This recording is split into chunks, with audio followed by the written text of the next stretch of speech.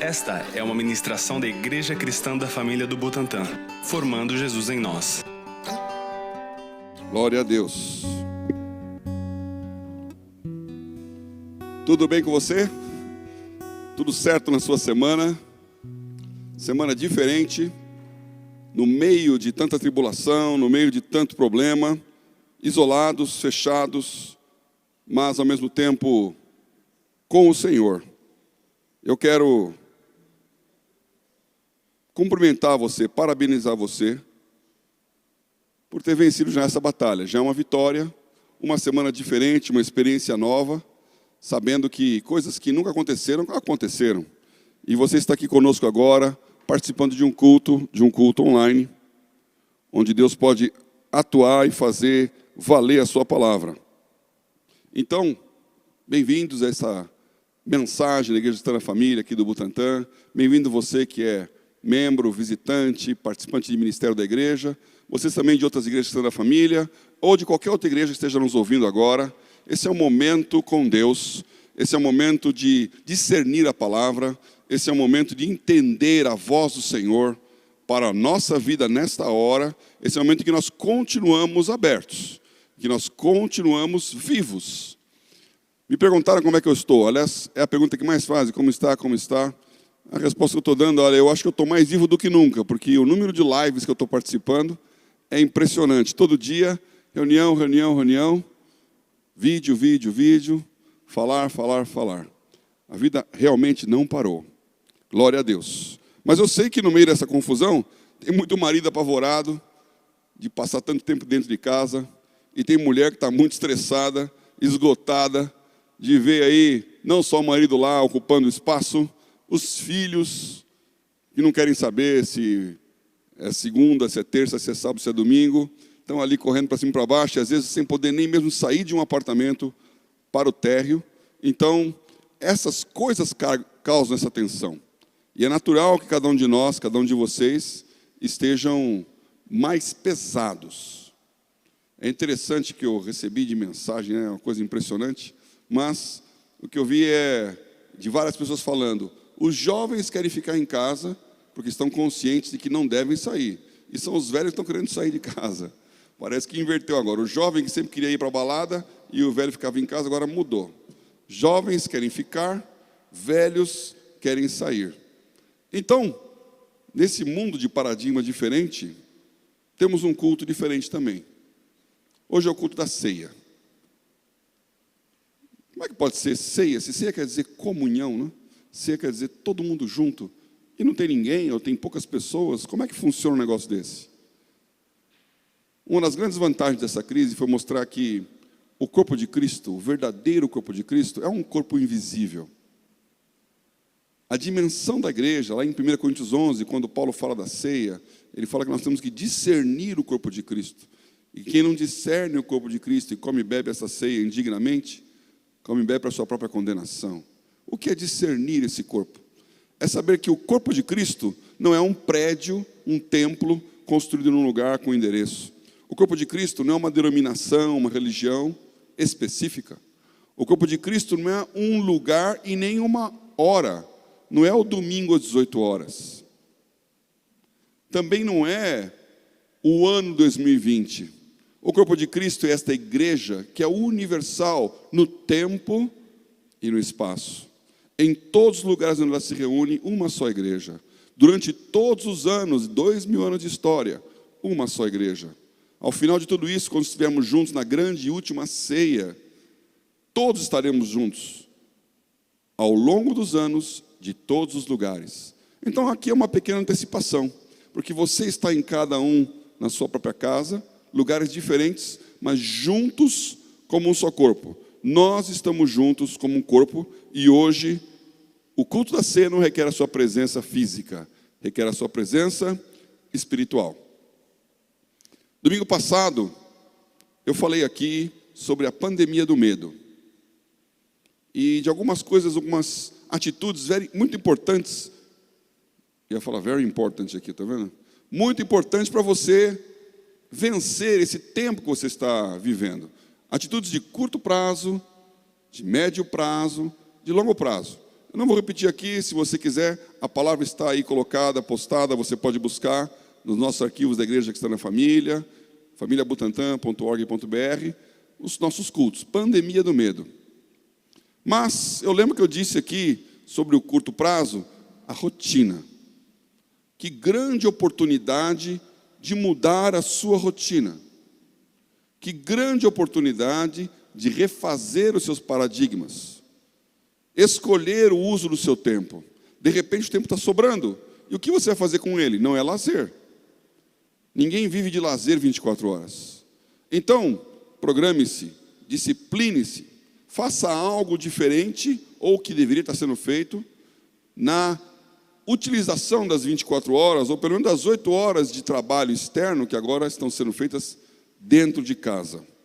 Curto prazo, médio prazo, longo prazo. Você estabeleceu a sua rotina? Você está caminhando nessa direção? Você está pensando no seu dia a dia, e não apenas vivendo ele? Eu também falei aqui sobre o texto de Romanos 5, de 3 a 5, que fala que a tribulação produz a paciência produz a experiência produz a esperança, e a esperança não traz confusão. Então, tempos de tribulação podem gerar esperança. Ainda que haja tantos problemas e lutas aqui, você, na meio da tribulação, pode ter esperança. Mas durante essa semana, eu me lembrei de uma palavra que eu preguei, acho que há mais de 10 anos. Eu lembro dela porque foi a maneira que eu fiz para decorar esse versículo. Tem uma tela aqui, tá? Cadê o PowerPoint? Essa palavra tem um nome muito especial. Chama-se AAPD2AD. Uma sigla meio maluca. AAPD2AD. De onde vem isso? Isso vem de um versículo que está em 2 Coríntios 8, 2 Coríntios 4, 8 e 9. Queria mostrar aí na tela aqui, mas por enquanto não está dando, né? Então, se você está com a sua Bíblia aí, abra em 2 Coríntios 4, 8. Aqui está falando assim: em tudo somos atribulados, mas não angustiados, perplexos, mas não desanimados, perseguidos, mas não desamparados, abatidos, mas não destruídos. E o 10 fala: trazendo sempre por toda parte a mortificação do Senhor Jesus no nosso corpo, para que a vida de Jesus se manifeste também em nossos corpos. Então, quando você lê esse texto, você vê que ele faz uma lista de palavras. 2 colunas. Está aí já? Vai na próxima aqui. De um lado, você tem aí atribulados, perplexos, perseguidos, abatidos. Essa lista de palavras, o pessoal foi rápido demais, né? Essa lista de palavras, não, é que é só a coluna de cá, você colocou as 2 colunas. Esta lista de palavras, atribulados, perplexos, perseguidos e abatidos, são coisas externas. São situações que nós não podemos impedir de acontecer. Ninguém impede uma tribulação de vir. Então nós seremos atribulados. Coisas vão balançar. Como eu disse semana passada, é como um avião que entra numa zona de turbulência. Está todo mundo lá dentro, todos serão sacudidos. Jovens, velhos, bonzinhos, malvados, gente que merece, não merece, todos são atribulados. Da mesma maneira, tem coisas que acontecem em nossa vida que nos deixam perplexos. Então, de repente, vem algo que você não esperava, você fica com aquela cara de: o que está acontecendo? E agora? Tenho certeza que esta crise é uma coisa que deixou muita gente perplexa. Ninguém poderia imaginar um negócio desse. Ninguém poderia imaginar, mesmo sabendo, alguns meses atrás, a China, lá o Wuhan, o pessoal está lá confinado, fotos, vídeos. Nós recebíamos aquelas informações, mas quando chega na sua cidade, Quando chega na sua porta, não dá para não ficar perplexo com a magnitude do que está acontecendo. Muitas pessoas se sentem perseguidas. Perseguidas no trabalho, perseguidas na igreja, perseguidas pela liderança, perseguidas por desafetos. E você não tem condição. Você fala, puxa, eu não fiz nada, por que essa pessoa me persegue? O que eu fiz para merecer isso? A perseguição, ela vem. Às vezes pela cor da pele, às vezes pelo nome, pelo sobrenome, pela etnia, pelo estar no lugar errado, na hora errada. Você acaba sendo perseguido e abatido. E esse abatido aqui é no sentido de acertar o alvo, quando você atira e abateu a pessoa. Então você leva uma bala e é abatido. Não é o sentimento de abatimento, é o ato de cair. Você foi alcançado, alvejado e foi abatido. Essas coisas são externas e acontecem. Agora, a segunda listinha ali, angustiados, desanimados, desamparados, destruídos. Essa segunda lista ela tem a ver com coisas internas. Tem a ver com a maneira como você reage ao que está acontecendo lá fora. E por isso que hoje é importante tocar nesse assunto. Porque se Romanos 5 falava lá que a tribulação produz ao final a esperança, podemos aqui ver então que a tribulação também produz a angústia. No meio da tribulação aumenta a angústia.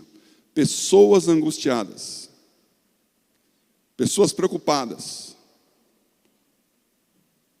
Instabilidades. Como evitar que você seja angustiado? Como evitar que você fique desanimado quando acontece algo que você não está esperando? Sabe, você se prepara, está tudo certo. Quando chegou a hora H, não funciona. Aí bate um desânimo, fala, puxa vida, tanto trabalho, não adiantou de nada. Desanimamos, perdemos o ânimo. O que acontece quando você é perseguido? Você se sente injustiçado. E você busca um lugar de refúgio. Refúgio é amparo. Então, desamparado é sem ter para onde ir. Uma pessoa que está sendo perseguida, ela tem que ter um lugar para ir. Você corre para um porto seguro. Você corre para um lugar salvo, onde você se sinta bem. Eu fiz uma viagem aqui recentemente e era um lugar que tinha praia ali, então mostrava que naquela costa, 200 anos atrás, existiam casas de refúgio. Porque toda aquela terra era desabitada e de vez em quando vinha um barco e ele naufragava na costa. Então o governo mandou construir, de quantas em quantas distância, 5 casas de refúgio, para que se porventura um navio naufragasse, as pessoas tivessem um lugar aonde ser acolhidas, amparadas. Agora, quando você não tem para onde correr, você se sente desamparado. Estou sendo perseguido e não tem esconderijo, não tem refúgio, não tem um lugar onde eu possa me proteger. Isso é um sentimento. Eu estou sozinho. E por último, abatido, você pode realmente tomar um tiro, você pode realmente ser alvejado, você pode ser atingido, mas não quer dizer que você foi destruído. Porque a Bíblia fala, 7 vezes cai um justo, 7 vezes Deus levanta. Então você cai, mas você continua após levantar. Então você não está destruído. Esse versículo é muito interessante nessa colocação, que nós temos isso como uma experiência, como um tesouro.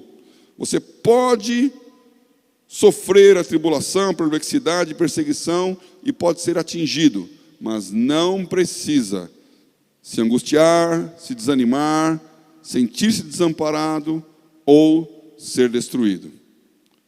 Bom, e como é que faz isso então, pastor?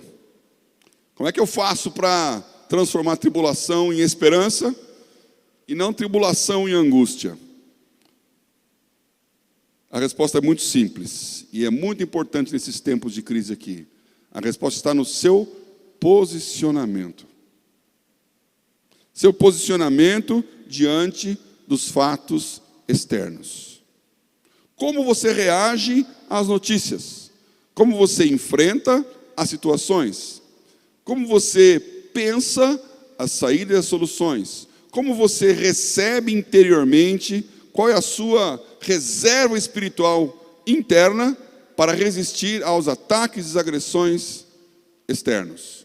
E eu quero te dar aqui algumas dicas muito práticas sobre como mudar um posicionamento equivocado nestes dias que nós estamos vivendo. Como fortalecer um posicionamento que transforme a sua tribulação, a nossa tribulação, em esperança e em melhoria, e não em destruição. Algumas armas para ganhar essa guerra. Então eu quero trazer mais um versículo com vocês aqui. Esse versículo é 2 Coríntios 10, de 4 a 6. 4 e 5. Esse texto também é famoso. E fala das armas da nossa milícia. As armas da nossa milícia não são carnais, mas sim poderosas em Deus para a destruição das fortalezas, destruindo os conselhos e toda altivez que se levanta contra o conhecimento de Deus e levando cativo todo entendimento à obediência de Cristo. As armas da nossa milícia não são carnais, mas sim poderosas em Deus para a destruição de fortalezas. Então tem algumas fases aqui nesse versículo que quero ler com vocês com calma, né? Primeiro delas é armas de nossa milícia. Armas de nossa milícia. Essa palavra milícia não tem muito sentido aqui. A gente ouve falar de milícia, parece coisa de bandido, ou de quase bandido, né? As milícias do Rio de Janeiro, os grupos de policiais que se corrompem e estão achacando as pessoas. Então tem lá os traficantes de um lado, os milicianos do outro. Mas a palavra milícia, e aqui nesse texto ela é usada obviamente nesse sentido, porque é uma palavra grega, é estrateias. Estrateias é a mesma origem de estratégia. E tem o sentido de campanha. A campanha militar. Então nós estamos militando, nós estamos trabalhando, estamos lutando, e há uma campanha e temos armas para poder executar aquela campanha. Então, estratégias são as estratégias com que nós temos de Deus, armas para fazer essa guerra, que, como está escrito na sequência aqui, não são carnais. Não são carnais. Por isso, meu irmão, para de botar a culpa na pessoa que está do seu lado. Para de colocar a culpa em quem pensa diferente. Tem um bate-boca imenso acontecendo hoje aqui. Tem divisão de opiniões. E cada um fica lançando seus torpedos, as suas ideias, ou seus vídeos, ou seus estudos, para atacar o outro. Tem que ficar mais junto, tem que ficar mais separado, tem que fazer uma radicalização, não, tem que ser mais devagar. Tem que pensar nas vidas, não, vamos pensar na economia, mas não é economia, é vida. E começa uma discussão que não é tua. Então, a luta não é contra a carne. E você tem que entender então que o seu irmão, a sua família, o seu primo, o seu membro de grupo de WhatsApp não é o seu inimigo. E cada um pode ter uma ideia mesmo. E cada um pode ter um medo. E cada um pode ter um limite. Cada um tem uma situação. É óbvio que se você tem uma pessoa de idade morando com você, é absolutamente diferente do que se não tem.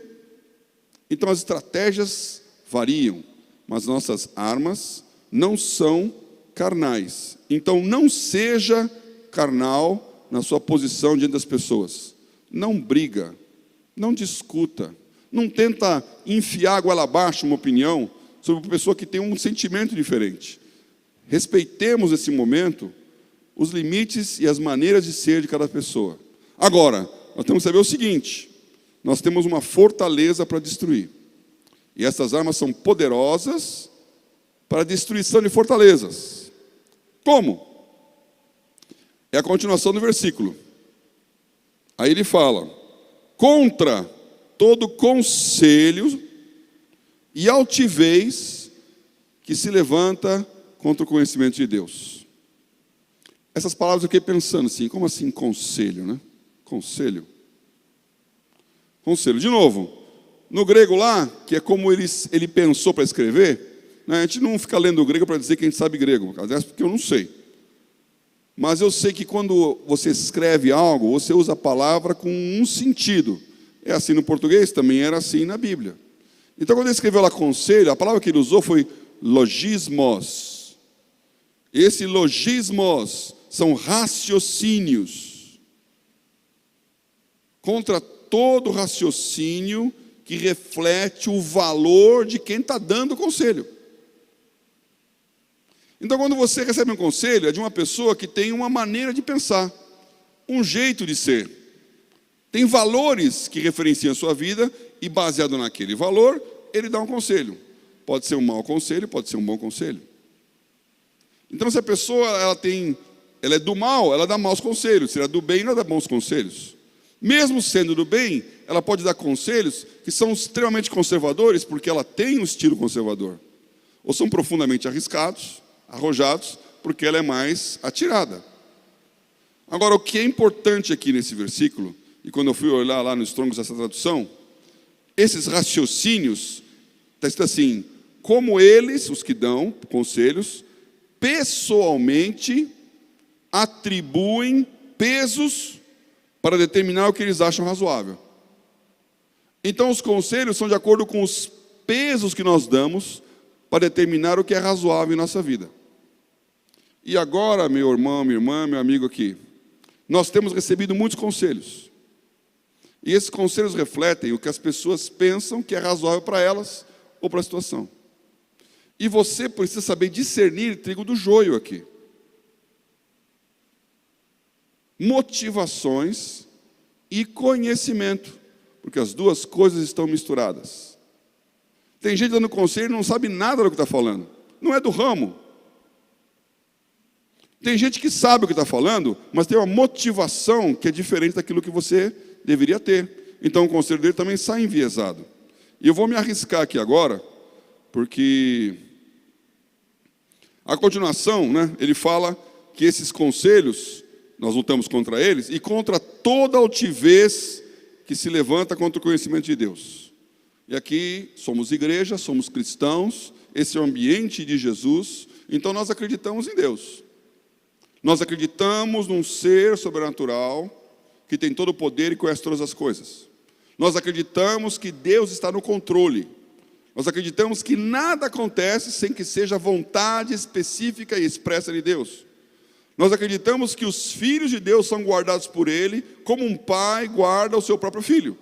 Nós acreditamos que quando nós pedimos a Deus algo, Ele nos responde como um pai. Melhor ainda, porque o pai na terra não dá uma pedra quando o filho pede pão, quanto mais o pai que está no céu.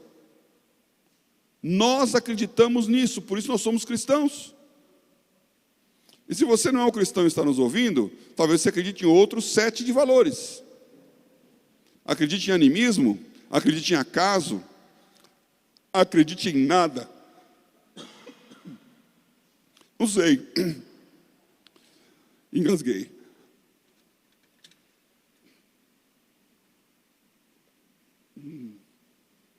Obrigado, Luiz. É o hábito. Você acredita em alguma coisa e dá conselho de acordo com aquilo que você acredita. Agora, há uma altivez.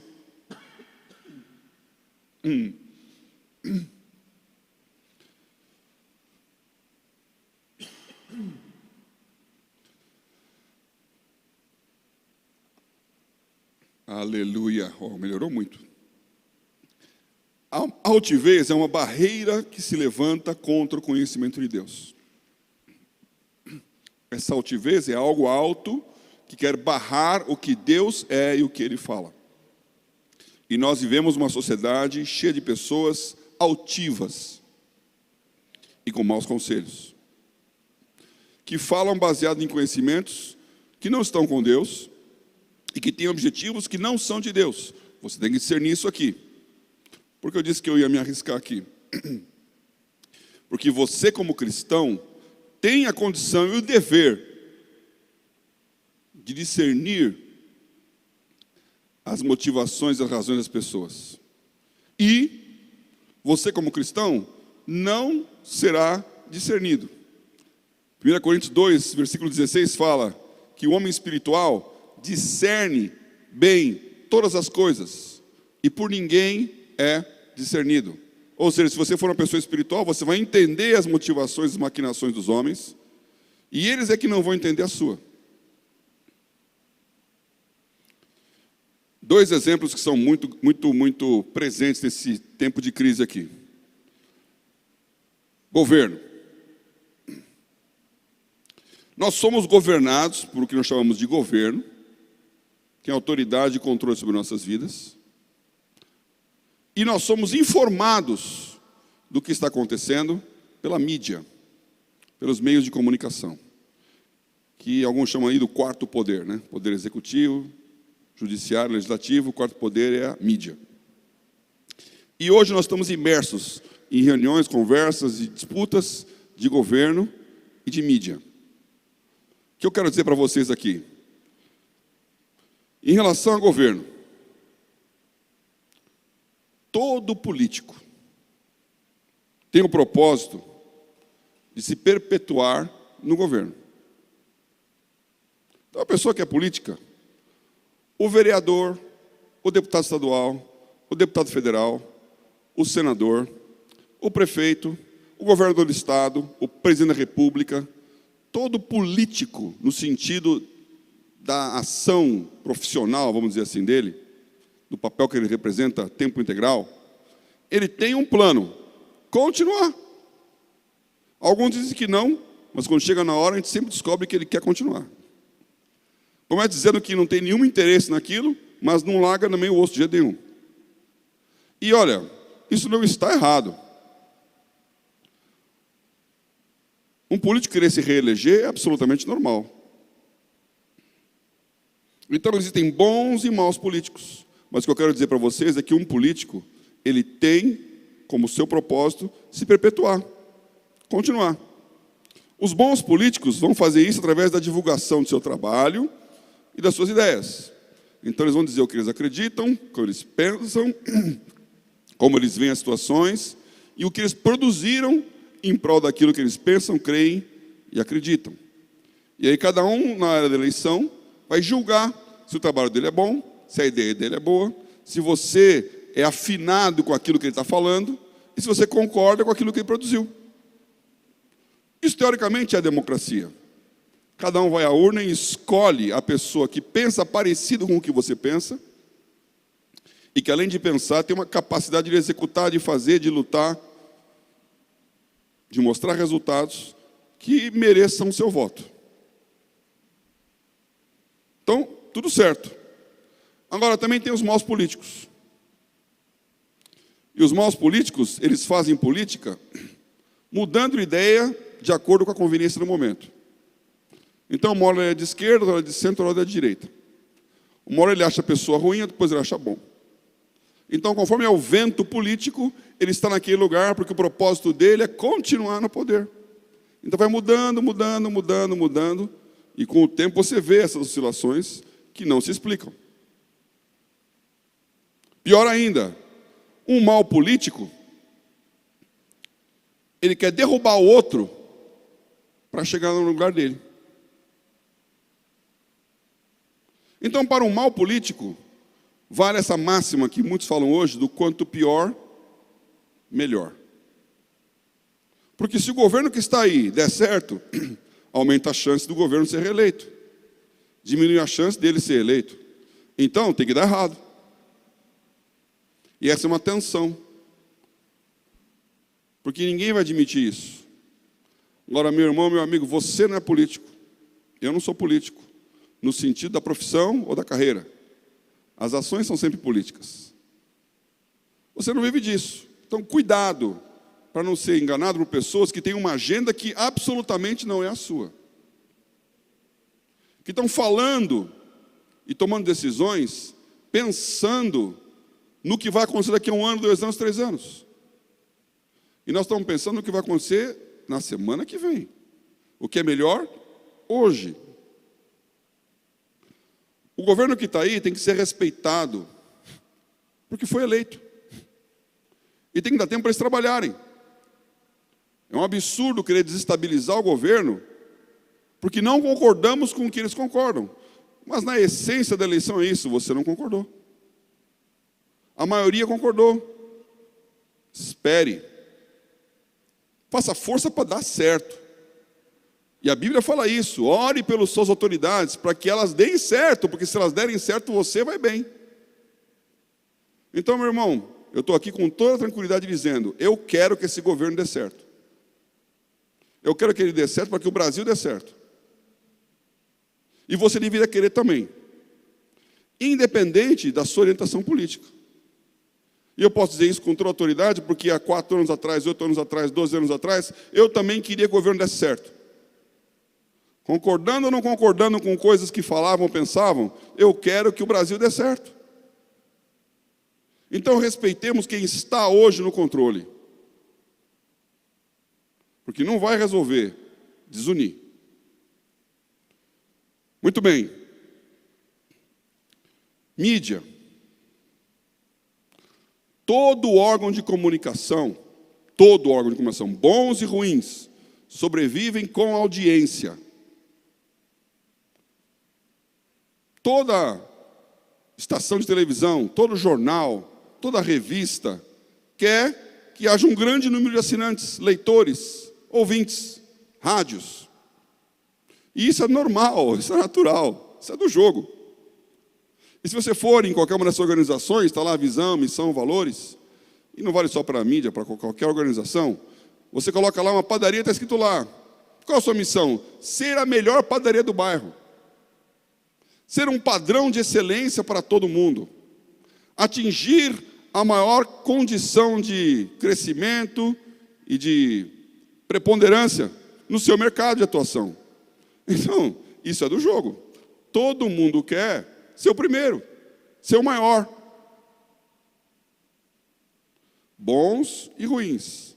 Agora, mais uma vez, a audiência, eu já preparei essa mensagem há alguns dias aqui, depois eu vi que o nosso ministro falou isso também. Não estou parafraseando ele, mas também estou concordando com o que ele disse. A audiência, meus irmãos, pela natureza humana, isso não tem nada a ver com os veículos de comunicação que estão aí. A audiência pela natureza humana é muito maior na má notícia do que na boa notícia. Porque as pessoas param para ouvir a má notícia, mas elas não estão interessadas na boa notícia. Então isso não é problema do órgão de comunicação, isso é problema de nós, nosso, seu, meu. Quando vem um desastre na estrada, dá congestionamento do outro lado. Por quê? Porque todo mundo quer ver o que aconteceu ali. Há uma curiosidade mórbida na má notícia. E quando a gente fala que está tudo bem, todos gostam, ninguém liga.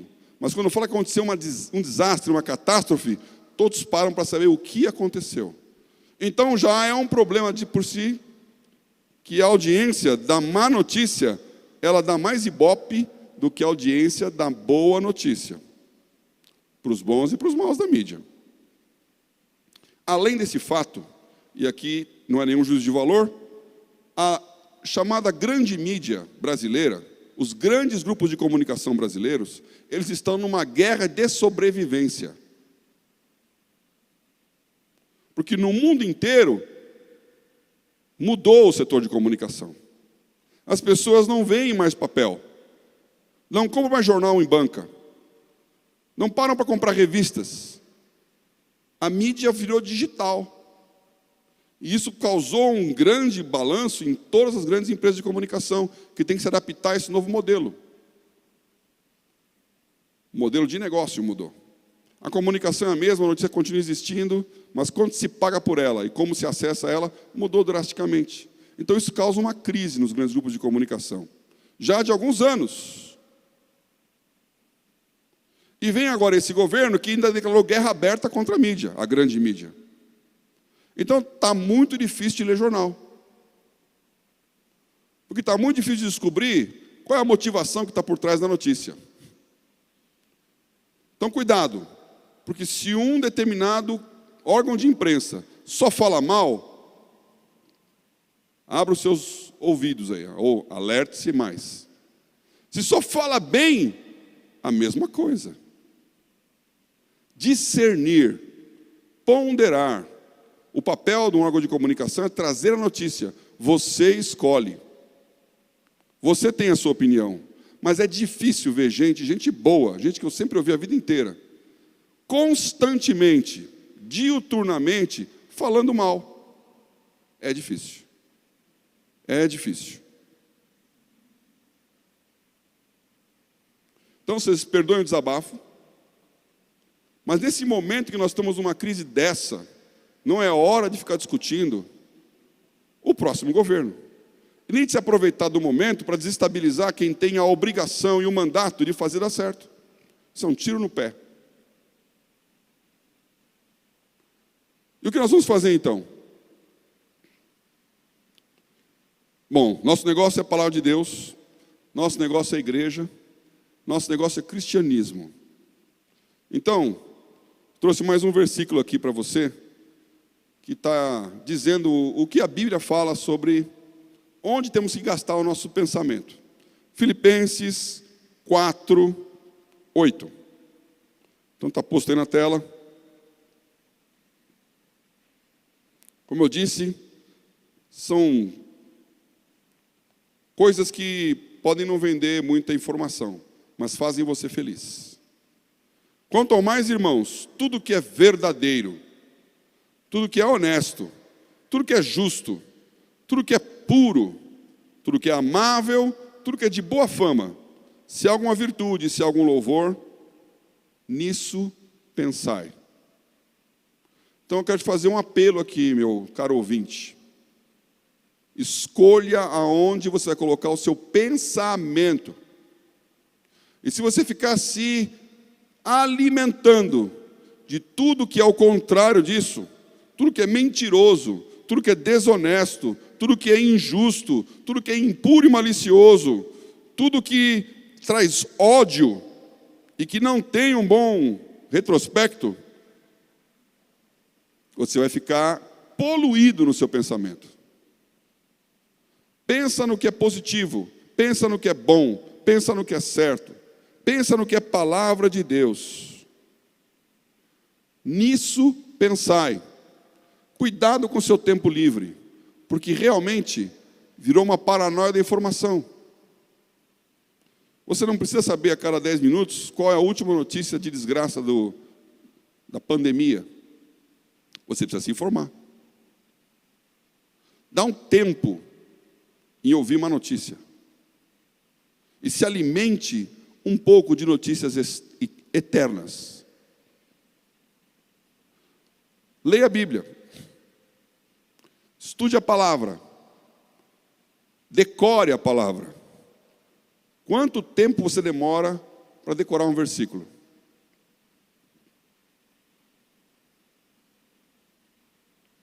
Quanto tempo você demora para decorar um versículo? Quantos minutos? Hoje aqui eu fiz um texto baseado em 2 Coríntios 4:8, que fala que eu chamei de AAPD2AD. Por quê? Porque A é, em tudo somos atribulados, mas não. Está vendo? Memória. Começa com A. Atribulados, mas não angustiados. Aí vem duas vezes P e D. Por isso chama de PD2. Primeiro P é perplexos, mas não desamparados. O segundo P é perseguidos, mas não. Eu errei. Errei, tá vendo? Minha regra aqui, professor. Angustiados, atribulados, mas não angustiados. Perplexos, mas não desanimados. Perseguidos, mas não desamparados. E o último PD.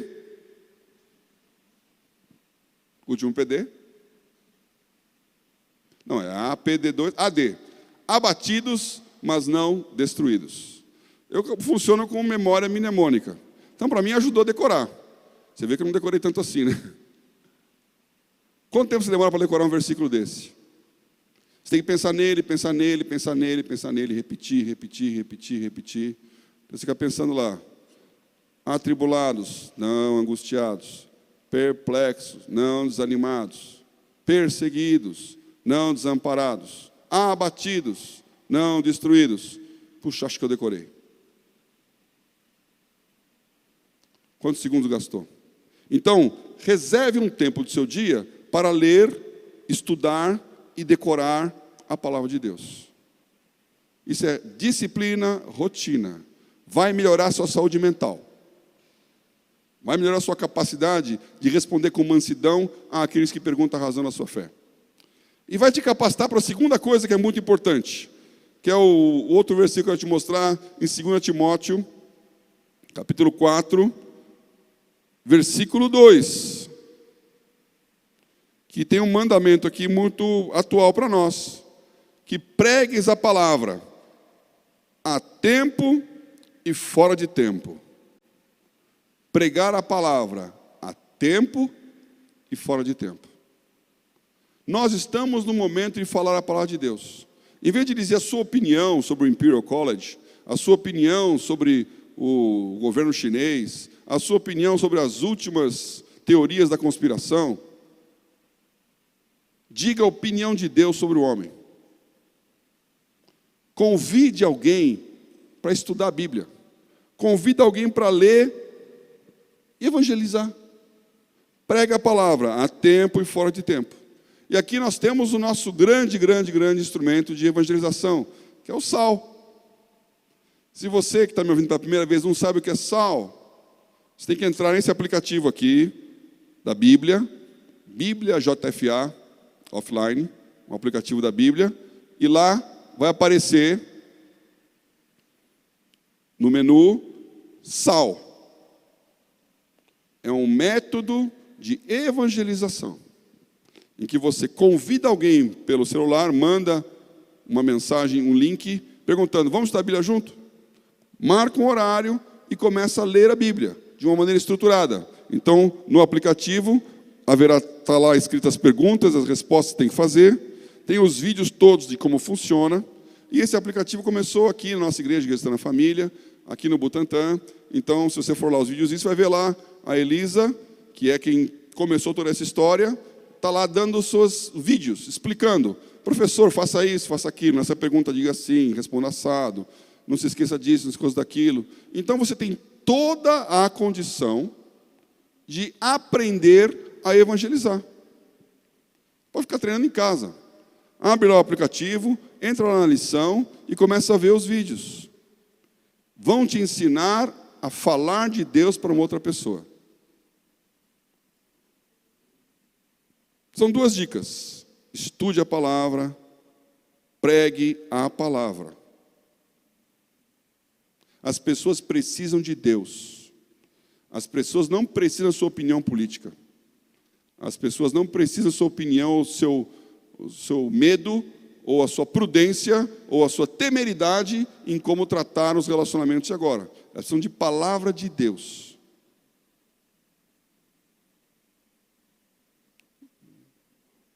Anteontem e ontem, eu vi um testemunho de uma pessoa que é pública, então eu vou citar ele aqui também, que falou uma coisa que me deixou muito impactado, e eu vou terminar essa mensagem aqui com isso. É um médico. Esse médico foi secretário da Saúde do Estado de São Paulo, trabalhou no setor público há muito tempo, ele é presidente de hospital, ele é infectologista, um famoso infectologista, e ele pegou o coronavírus, Covid-19. O nome dele é Davi Wipe. Então, ele é uma pessoa que aparece aí junto com o governador, está articulando todas essas campanhas, está sempre dando as suas entrevistas em televisão, uma pessoa muito conhecida, muito profissional, muito competente, e ele pegou o vírus. Então, ele fez um áudio falando dele na sua quarentena, no seu tratamento, Davi Wipe. E ele disse que ele ficou com medo. Quando ele soube que estava com vírus, ficou com medo. Tem todo o conhecimento da medicina, tem todas as razões para entender o que fazer e o que não fazer. Obviamente, devia estar trazendo toda a profilaxia necessária, mas foi infectado. Está com a doença. Sente no seu corpo aqueles sintomas. E o que me chamou muita atenção foi a frase final que ele disse. Ele falou, quer saber como que eu resolvi, como é que eu estou melhorando, como é que eu mudei essa minha cabeça de medo? Com duas coisas. E ele não disse conhecimento, estrutura, remédios, infraestrutura hospitalar. As duas coisas que ele disse foi fé e propósito. Então, o que está sustentando ele? Fé, porque ele sabe que há um Deus. Ele acredita que está sendo cuidado. E que ele tem um propósito na vida, que é uma razão pela qual ele está aqui. E esse propósito, que leva na medicina, o levou até se contaminar. Porque em vez dele se preservar e ficar lá escondido, longe do vírus, ele foi para a linha de frente, como médico, como um dos 600 mil médicos brasileiros. E foi contaminado, mas está cumprindo um propósito. Eu quero dizer para vocês aqui, meus irmãos, que se você for resolver esse problema com conhecimento científico que você não tem, com um número estatístico que você não conhecia até anteontem, e com conselhos de pessoas que têm várias motivações por trás do que falam, ou uma total ignorância acerca do que estão dizendo, você vai ficar com muita ansiedade e muito medo. Fé e propósito. Deus tem um propósito na sua vida. Deus tem um propósito em sua vida. Se esse propósito não terminou, você também não terminou. Se esse propósito terminou, bendito seja o nome do Senhor. Há propósito para todas as coisas. Nós queremos orar com vocês para fortalecer esse propósito, porque o seu desafio não é sobreviver. O seu desafio é chegar lá. Eu escrevi isso para uma pessoa que eu gosto muito. Ninguém viaja para chegar. O objetivo da viagem não é chegar. O objetivo da viagem é, uma vez naquele lugar, fazer alguma coisa. Quando você chega, você pode estar de férias, então você vai usufruir. Você pode ir numa reunião. Você pode ter contatos. Você pode fazer pontes, relacionamentos, fechar negócios. Não sei. Mas a viagem é só uma maneira de chegar. Não é o objetivo final. Então, aqui na sua vida, nesta vida aqui na terra, seu objetivo não é sobreviver. Seu objetivo é cumprir o propósito, a razão pela qual você está fazendo essa jornada. E entender coisas que no dia em que você chegar lá, serão importantes. Quando acabar essa nossa história toda, quando terminar nossos anos aqui na terra, nós não vamos entrar em férias celestiais. Nós vamos começar aquilo que é real. A Bíblia diz, sobre o pouco foste fiel, sobre muito te colocarei. Então, meu irmão, não se preocupe com a jornada apenas. Entenda o seu propósito. Eu quero orar pelo seu propósito. Nós vamos ter a ceia agora, a ceia, a comunhão, em torno de um propósito. Jesus juntou os seus discípulos e falou, olha, nós estamos juntos aqui, fisicamente em contato, mas depois vamos nos separar. E vai demorar um tempão, até voltarmos a nos encontrar. Eu quis muito esse momento, mas eu estou olhando para o outro. Porque agora eu vou cumprir meu propósito. Eu vou subir naquela cruz. Eu vou morrer pela humanidade. Eu vou fazer a divisória na história. Marco histórico. E um dia todos os cristãos, todos os filhos de Deus, todos os irmãos de Jesus vão se congregar numa ceia novamente, com um propósito completo, para fazer a vontade de Deus pela eternidade. Você está convidado para isso. Então eu vou orar com você aqui agora. Nós vamos falar da ceia, da comunhão. Pense no que Deus quer para você. Pense no que Ele tem para você. Pense na razão pela qual Ele te criou. A sua história não está acabando agora, não. Esta é uma experiência que vai trazer esperança e não angústia. Deus está no controle. Deus sabe todas as coisas. E nós, como igreja, continuamos juntos. Esse é o propósito. Essa é a missão. Então nós vamos orar. Nós vamos orar e vamos participar da ceia. Feche seus olhos.